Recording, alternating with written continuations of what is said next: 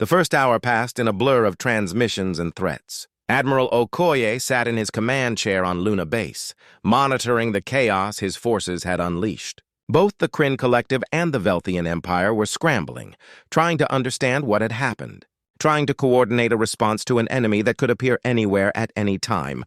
All frequencies, Okoye ordered. Broadcast on every channel both empires use.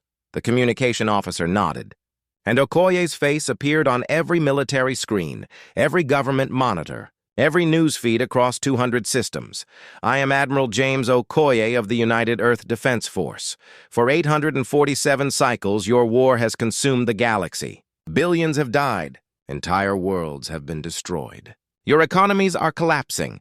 Your people are starving. And for what? Rocks in space, pride, the inability to admit that neither side can win. He paused, letting his words sink in.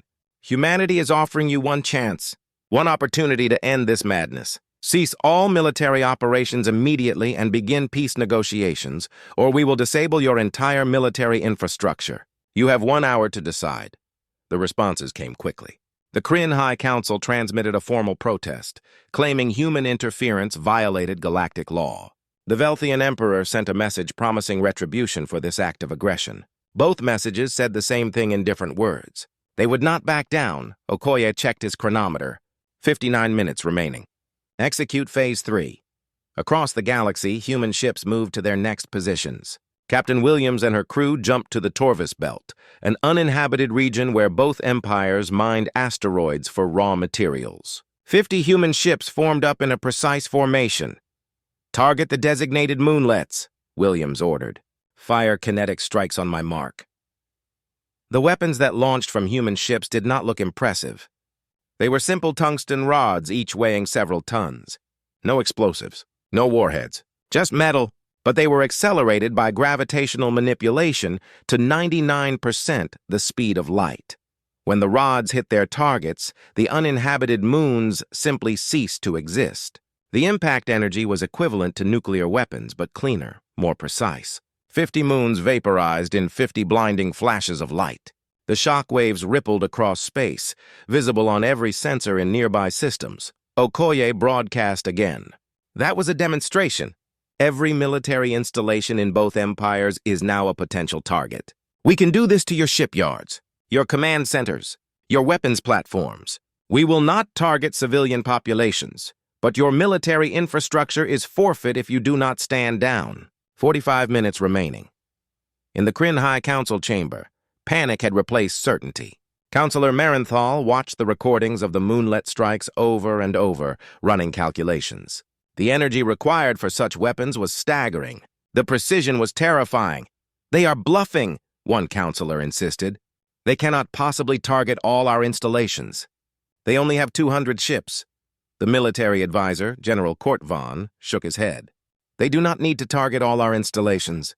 They only need to convince us they can, and with their ability to appear anywhere instantly, they might actually be capable of it. We cannot surrender to these upstarts, another counselor argued. We have been a galactic power for 10,000 cycles. They have been in space for barely 40. Marenthal thought of Commander Zethra's reports from Kryn Prime. The human ships hovering over their world. The Velthian capital equally vulnerable. Both empires held hostage simultaneously. They are not asking us to surrender, he said quietly. They are asking us to stop fighting. The council erupted in argument. Minutes ticked by. The humans had given them an hour. Half of it was already gone. In the Velthian Imperial Palace, Emperor Thelvorix faced a similar debate. His military commanders insisted they could defeat the humans if given time to coordinate. His economic advisors showed him projections of total collapse if the war continued even one more cycle. How many ships have they actually destroyed? The Emperor asked. None, Your Majesty, his intelligence chief reported. They have disabled 17 vessels with electromagnetic weapons. They have destroyed 50 uninhabited moons, but they have killed no one. Then perhaps, the Emperor said slowly, they are serious about ending the war rather than winning it. Or perhaps, his military commander countered, they lack the stomach for real combat. We should call their bluff, converge all our forces on Earth, and crush them. The Emperor looked at the tactical displays. Human ships scattered across 200 systems. His own fleet divided and confused. The Kryn forces in similar disarray. And hovering over his own capital world, human vessels that could destroy everything he had built with weapons he could not defend against. "Prepare the fleet for a coordinated strike," he ordered. "We will test their resolve." The second hour turned to the third. Admiral Okoye watched as Velthian forces began to regroup, forming up for what looked like a major offensive. His intelligence officers had intercepted enough communications to know the target. Earth. "They are going to attack," his tactical officer said. 2,000 ships, possibly more. "Admiral, we should recall our forces to defend the homeworld." Okoye shook his head. "No, let them come. Captain Rodriguez, execute Operation Lighthouse."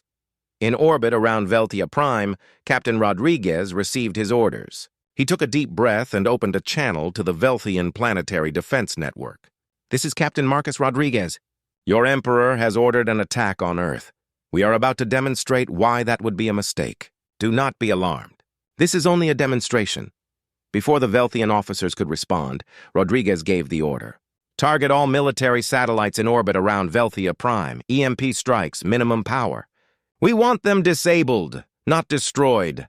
Fire!" Across the planet, every military satellite went dark.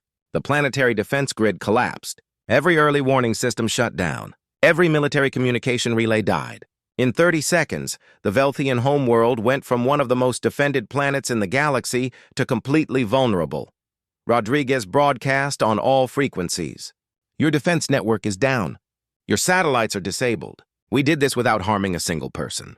But you are now defenseless. Your Emperor ordered an attack while his own world was at our mercy. Is this the leadership you wish to follow?" The third hour became the fourth. The Kryn High Council received reports of what had happened at Velthia Prime. They understood the message. If the humans could do that to the Velthian capital, they could do it to Kryn Prime just as easily. Councillor Marenthal stood. "We must contact the Velthians. If we both refuse to negotiate, the humans will escalate. They have shown remarkable restraint so far, but we are testing it." "Contact the Velthians?" Another councillor scoffed. "They are the enemy." "They are in the same position we are," Marenthal replied. "Checkmate. The humans have removed our ability to fight. We can accept this gracefully, or we can force them to prove their point more violently. I do not wish to see what their weapons can do to inhabited worlds." The council voted.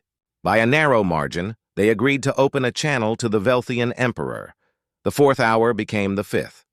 In Admiral Okoye's command center, exhaustion was setting in. His crews had been operating at peak efficiency for 4 hours. The quantum drives were running hot. The weapon systems were showing strain. They were pushing their technology to its limits. "Admiral," his second officer said quietly, "if they call our bluff, if they force us to continue operations beyond another hour, we are going to start seeing system failures." Okoye nodded. "I know, but they do not know that." Then a transmission came through. Joint communication from the Kryn High Council and the Velthian Emperor. Okoye listened to their words, feeling the weight of the galaxy shift. "We agree to a ceasefire," Marenthal's voice said. "We will meet to discuss peace terms. We ask that humanity mediate the negotiations." Okoye closed his eyes briefly. 5 hours. 5 hours to end a war that had lasted 847 cycles. "Accepted," he replied. "All human forces stand down." Mission accomplished. Across 200 systems, human ships received the order. The war was over. Not with a final battle, not with victory or defeat, but with a simple recognition that continuing was pointless. The humans had not won through superior numbers or devastating firepower. They had won through speed, precision, and the willingness to do what neither empire could do. They had forced everyone to stop. Commander Zethra stared at the tactical display with eyes that had forgotten how to hope. The red markers representing Velthian ships outnumbered his blue fleet markers by 3 to 1, just as they had for the past 60 cycles. The battle for the Hendrix system had become another grinding stalemate. Another pointless exchange of plasma fire that would kill thousands and change nothing. His communication officer's voice broke through his thoughts. "Commander, the Velthian flagship is moving into position 7. Same pattern as yesterday." Zethra nodded. Of course it was the same pattern. Everything in this war had become predictable. The Velthians would advance to Position 7.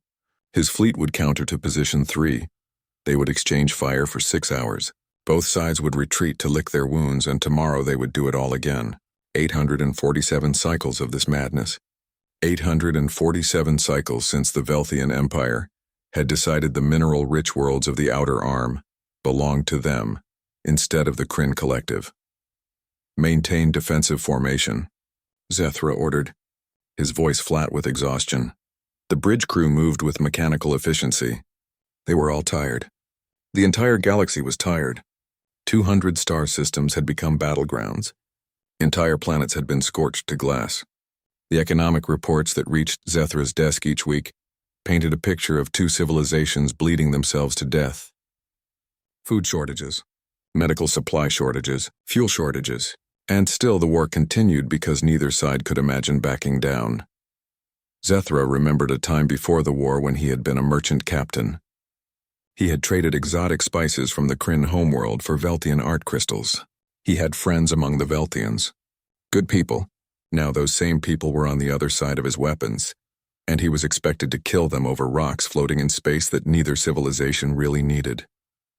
The tactical officer called out ranges and vectors. Plasma cannons charged. Energy shields flickered into position at maximum strength. The dance of death was about to begin again. Then something unexpected happened. A new contact appeared on the display. Then another. Then 6 more. "Commander, we have new ships entering the system," the sensor officer reported, confusion evident in his voice. "They're not using standard approach vectors. They're not Kryn and they're not Velthian." Zethra felt a flicker of something he had not felt in cycles. Curiosity. "Identify them." "Sir, the signatures match. Humans?"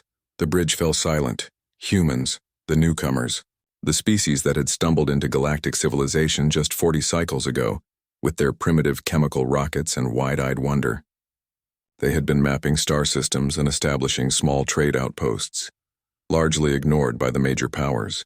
What were they doing here? Are they aware there's a battle about to start? Zethra asked. "Sir, they're broadcasting on all frequencies. It's a standard trade greeting. They seem to be asking if anyone needs supplies." Despite everything, Zethra almost laughed. The galaxy was tearing itself apart, and the humans wanted to know if anyone needed supplies. There was something almost innocent about it. Almost naive. "Transmit the standard warning," Zethra ordered. "Tell them this is an active combat zone and they should leave immediately." The human ships changed course and departed the system. Zethra watched them go. These odd creatures who had somehow missed the memo that the galaxy was at war. He had met humans before during the peace. Short-lived beings, emotional and impulsive but surprisingly clever. Their technology was crude but showed interesting innovation. They thought differently than other species. Not better or worse, just different. The Velthian ships opened fire and Zethra's moment of distraction ended. The battle began like every other battle. Ships maneuvered. Weapons fired. Shields absorbed punishment until they failed. Good soldiers died in the cold of space. And nothing changed. 3 days later, when Zethra was reviewing casualty reports in his quarters, his communication officer contacted him with urgent news. "Commander, we're receiving a priority transmission from Kryn Prime. The High Council wants to speak with you directly." That was unusual. The High Council rarely contacted field commanders. Zethra accepted the transmission, and the holographic image of Counselor Marenthal appeared before him. "Commander Zethra, you are to return to Kryn Prime immediately. The Council requires your insight on a matter of strategic importance. Counselor, I command the defense of 3 systems. I cannot simply abandon my post. You will be replaced within the hour. This matter supersedes your current assignment. It concerns the humans." Zethra felt that flicker of curiosity again. The humans? What strategic importance could they possibly have? Marenthal's expression was grave. "Both the Kryn Collective and the Velthian Empire have sent diplomatic missions to Earth. We are attempting to recruit them as allies. Whoever secures human support may gain enough advantage to finally end this war." "But they have barely 200 ships," Zethra protested. "Their weapons are primitive. Their fastest vessels can barely manage short-range jumps. What difference could they make?" "Perhaps none," the counselor admitted. "But we are desperate, Commander. We need every advantage, no matter how small. Your experience with humans makes you valuable to our negotiations. Return home immediately." The transmission ended, and Zethra sat in the darkness of his quarters, thinking about those naive human traders who had wandered into a war zone asking if anyone needed supplies. Now both great empires were courting them like desperate suitors. The war had truly reached a new level of absurdity. He gave orders to his second officer and prepared for the journey home. As his ship made the long series of jumps back to Kryn Prime, Zethra wondered what the humans would decide. Would they choose the Kryn? Would they choose the Velthians? Would they be smart enough to stay out of the whole mess? What he could not imagine, what no one in the galaxy could imagine, was that the humans had a third option, an option that would change everything. An option that would prove that sometimes the most dangerous player in the game is the one everyone underestimated. The war had 847 cycles behind it. Unknown to anyone, it had less than 4 cycles ahead of it. The humans were coming, and they were bringing something the galaxy had never seen before. They were bringing an end. The United Earth Assembly Chamber in Geneva had never been so crowded. Every nation had sent representatives. Every military branch had observers present. The gallery was packed with journalists whose cameras captured every moment for the billions watching across Earth and her colonies. Secretary General Maria Chen stood at the podium, feeling the weight of humanity's future pressing down on her shoulders. To her left sat Ambassador Marenthal of the Kryn Collective, his blue-scaled skin gleaming under the chamber lights. To her right sat Ambassador Krelvin of the Velthian Empire, her crystalline features reflecting rainbow patterns across the walls. "Members of the Assembly," Chen began, her voice steady despite the churning in her stomach. "We gather today to decide humanity's role in a conflict that has consumed the galaxy for over 8 centuries. Both the Kryn Collective and the Velthian Empire have requested our alliance. Both have promised us territory, technology, and status in the galactic community. Today we must choose." She gestured to Ambassador Marenthal, who rose with the grace of his species. His translator device rendered his clicks and whistles into perfect English.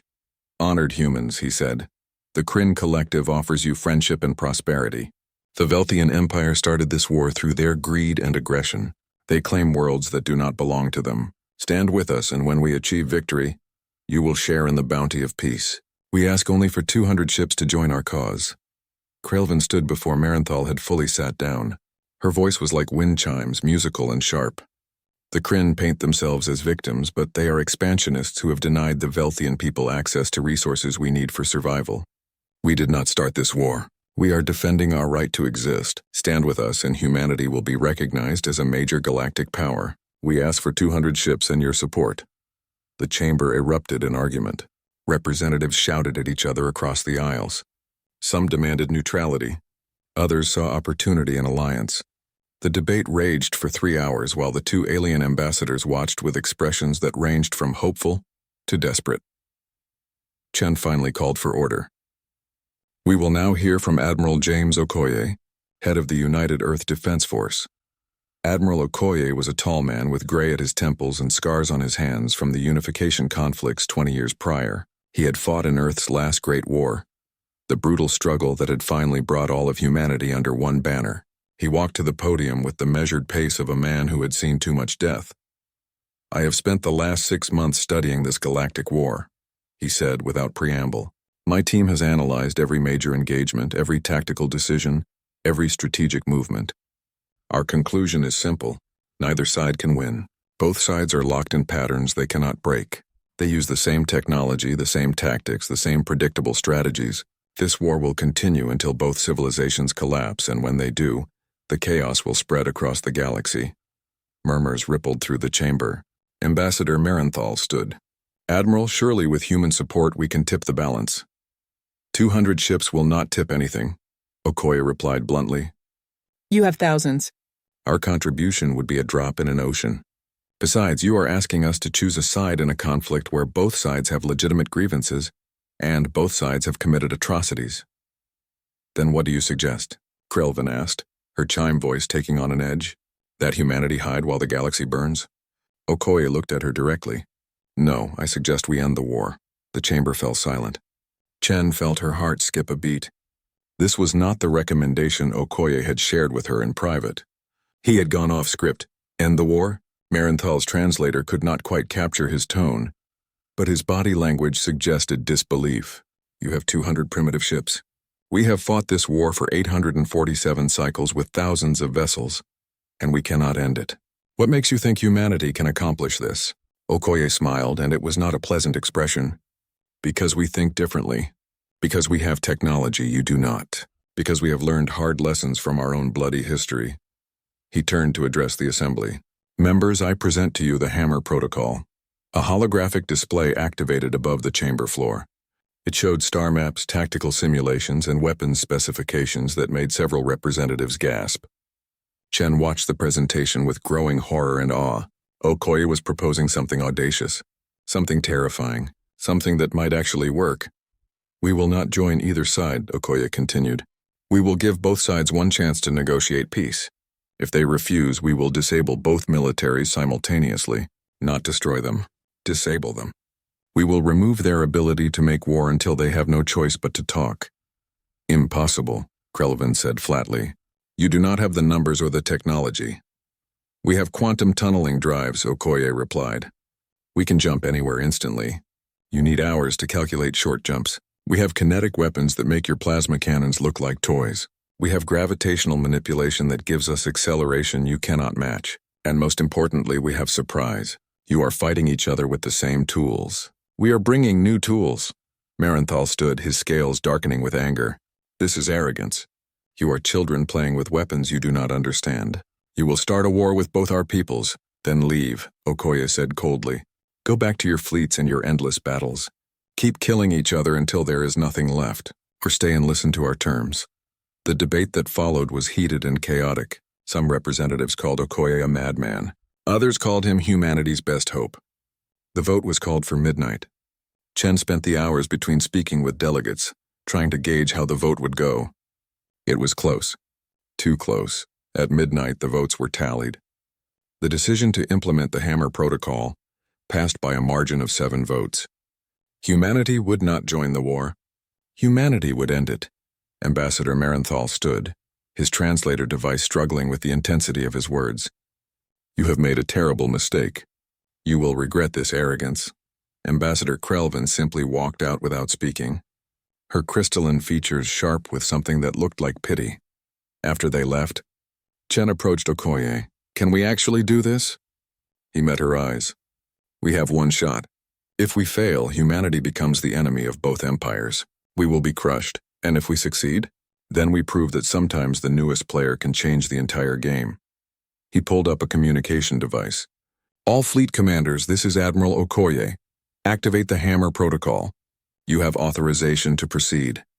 Across Earth's orbital space, across Luna Base, across the Mars shipyards and the belt stations, 200 ships received their orders. Their quantum drives began to charge. Their weapon systems came online. Their crews prepared for an operation that would either save the galaxy or doom humanity to extinction. The countdown had begun. The galactic powers thought they understood war. They were about to learn that humans had spent their entire history perfecting it out of necessity. Earth could not afford long wars. Earth could not afford total destruction. So humanity had learned to end conflicts quickly, decisively, and with overwhelming precision. The galaxy was about to get a lesson in human warfare, and the tuition would be paid in hours, not cycles. Commander Zethra was reviewing supply requisitions when reality tore open in front of his flagship. One moment, the space ahead was empty. The next moment, a human vessel sat there barely 2 kilometers away. Not approaching from a distance, not decelerating from a jump. Just there, as if it had always existed in that exact spot. Every alarm on the bridge screamed at once. His tactical officer was shouting coordinates.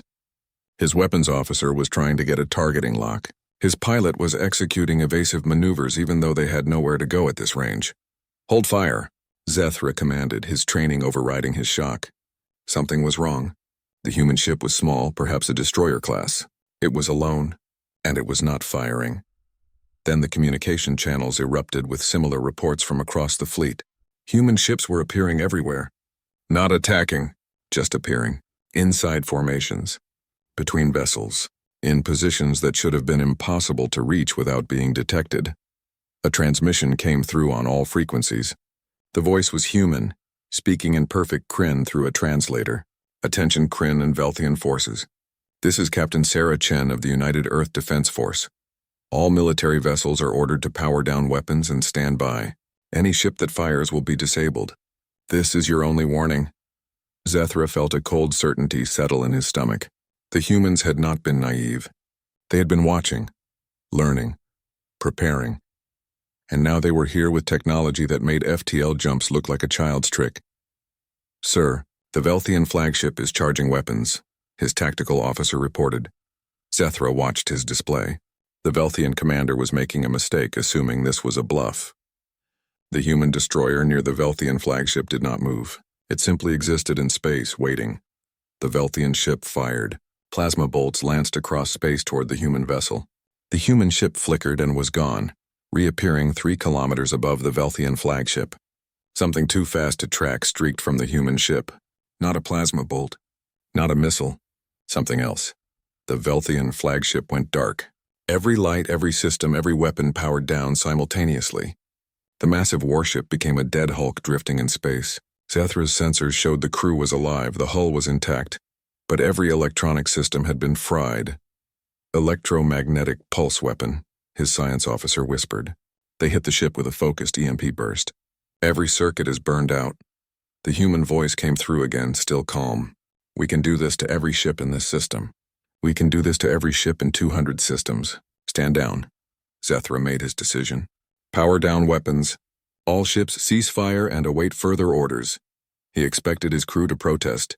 Instead, he saw relief on their faces. They were tired. They were also tired. Across the system, one by one, ships powered down. The battle that had been about to begin simply did not happen. The humans had stolen the war from them. In the Corvin system, Captain Marcus Rodriguez watched his tactical display with satisfaction. 37 Kryn ships and 42 Velthian ships had all gone silent within 10 minutes of human forces arriving. No casualties. No destroyed ships. Just a demonstration of capability that made further resistance pointless. His quantum drive specialist, Lieutenant Park, spoke from her station. Captain, the simultaneous jumps worked perfectly. All 200 human ships arrived at their designated coordinates within a 1-second window. The alien forces never saw us coming. Rodriguez nodded.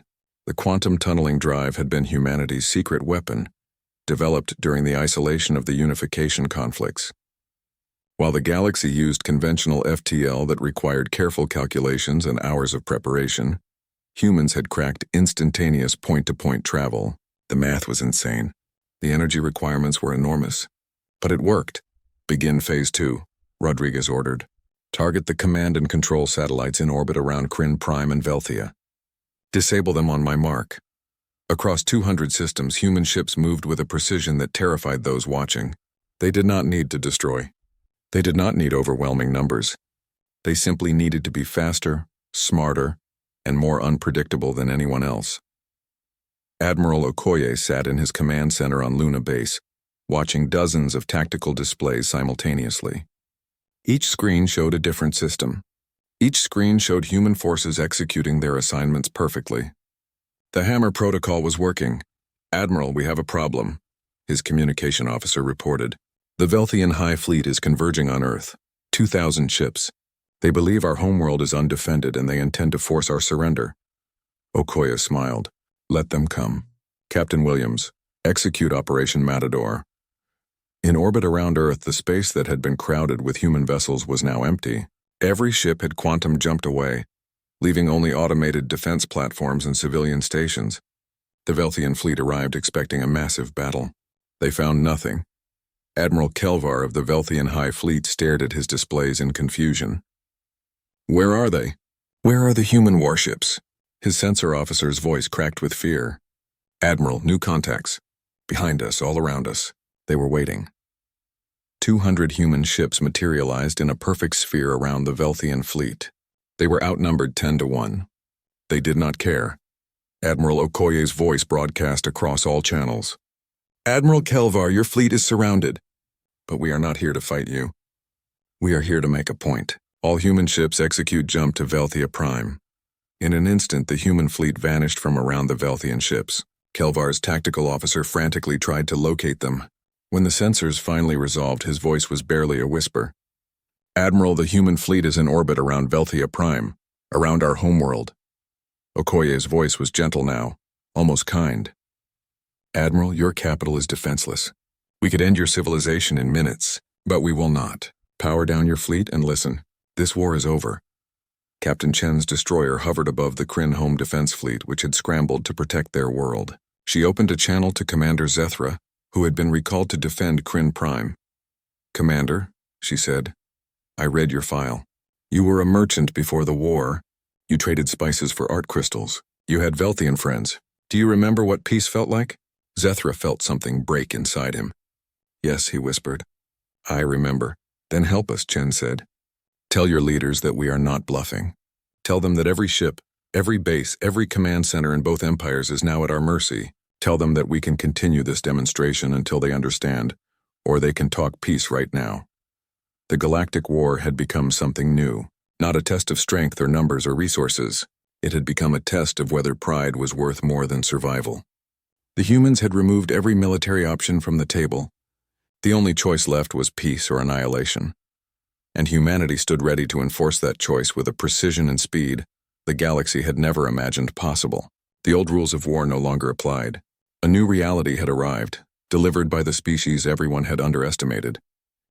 3 months after the 5-hour war, Commander Zethra found himself on a human vessel for the first time. The UED's Harmony was not a warship, but a diplomatic transport, specially modified to accommodate multiple species. He walked through corridors that seemed oddly cramped compared to Kryn vessels, passing human crew members who nodded politely as they went about their duties. Captain Chen greeted him in the observation lounge. Through the wide viewport, Earth hung in space like a blue jewel. Zethra had seen many worlds in his long career, but there was something about humanity's homeworld that struck him. It looked fragile.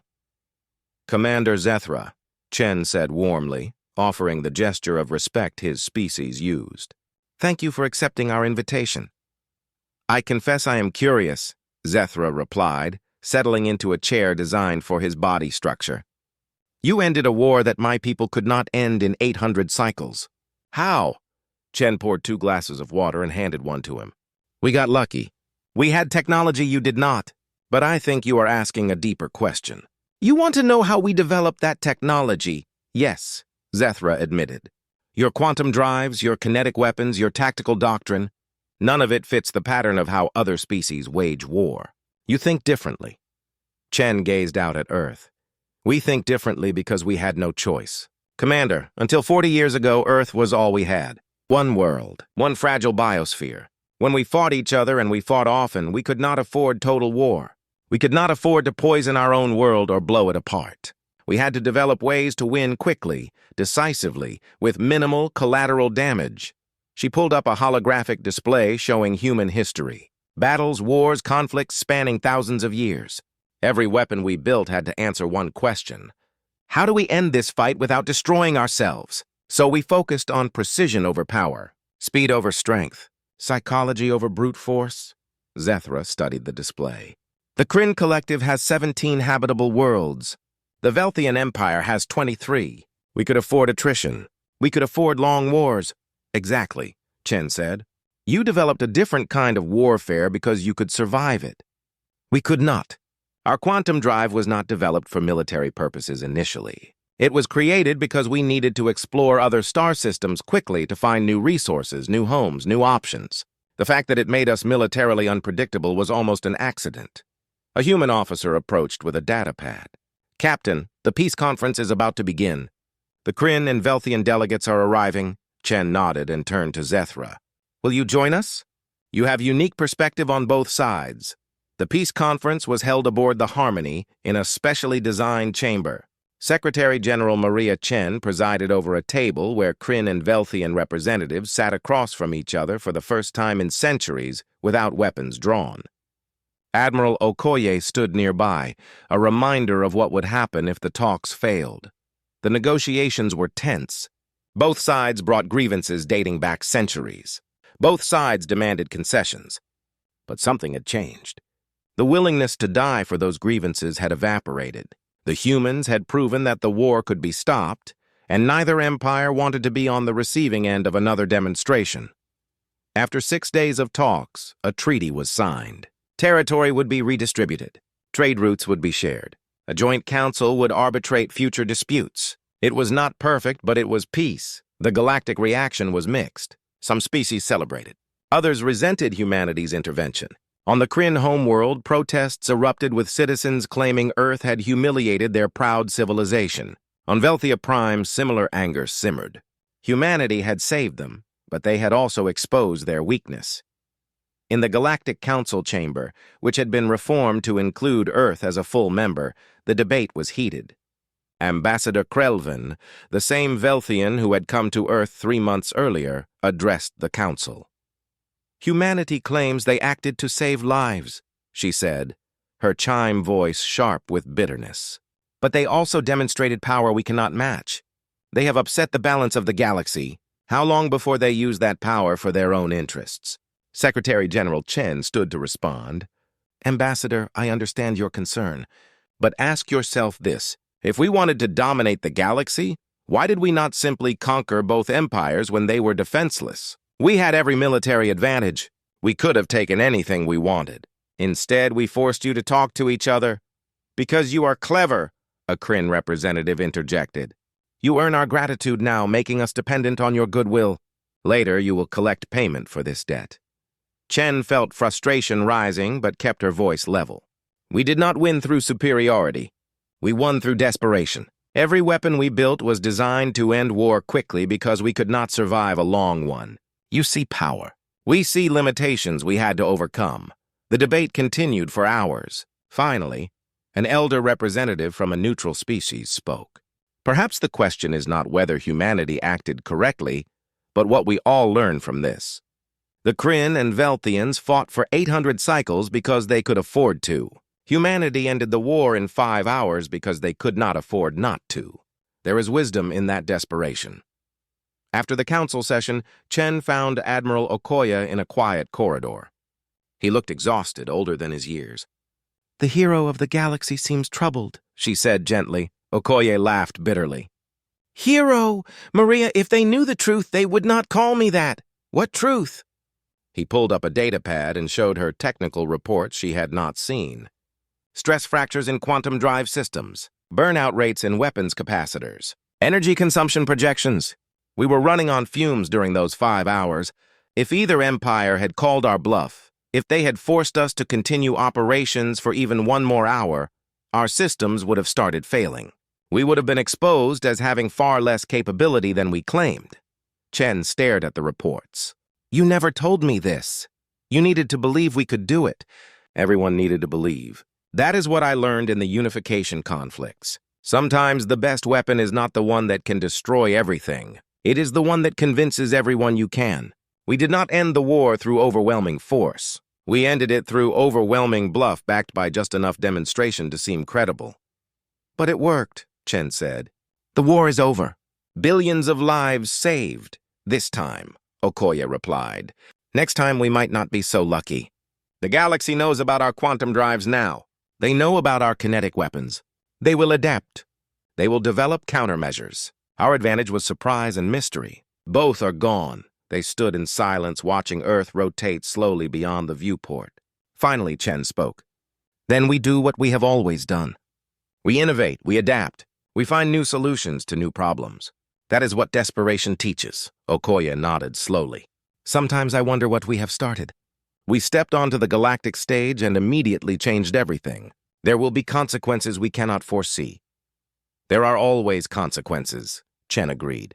"But the alternative was watching billions die in a war that had no end. We made a choice. Maybe it was arrogant. Maybe it was naive. But it was a choice we could live with." In his quarters that night, Commander Zethra composed a report for the Kryn High Council. He wrote about what he had learned, about humanity's desperation-driven innovation, about their focus on quick resolution over prolonged conflict, about the fragile blue world that had shaped their entire philosophy of warfare. He ended with a recommendation. "We should not fear humanity. We should learn from them. They succeeded where we failed, not because they were stronger, but because they were forced to be smarter. Perhaps that is the lesson of the 5-hour war. Sometimes the greatest power comes not from what you can afford to do, but from what you cannot afford not to do. Aboard the Harmony, Captain Chen stood on the bridge during the night shift. Earth was quiet below. The war was over. Peace was fragile but real. They had changed the galaxy in 5 hours, and no one, not even the humans, fully understood what that meant for the future. But for now, in this moment, the shooting had stopped. The dying had ended. And a species that had learned warfare from necessity had taught the galaxy that sometimes the best way to fight is to refuse to let the fight continue. The stars turned overhead, ancient and unchanging. But the galaxy itself had changed. The youngest species had become the peacemaker. The weakest player had stopped the game. And in the end, that was the most human thing of all. To look at an impossible situation and find a third option no one else had considered. The war was over. The real work of peace was just beginning. And humanity, ready or not, had become responsible for ensuring it lasted.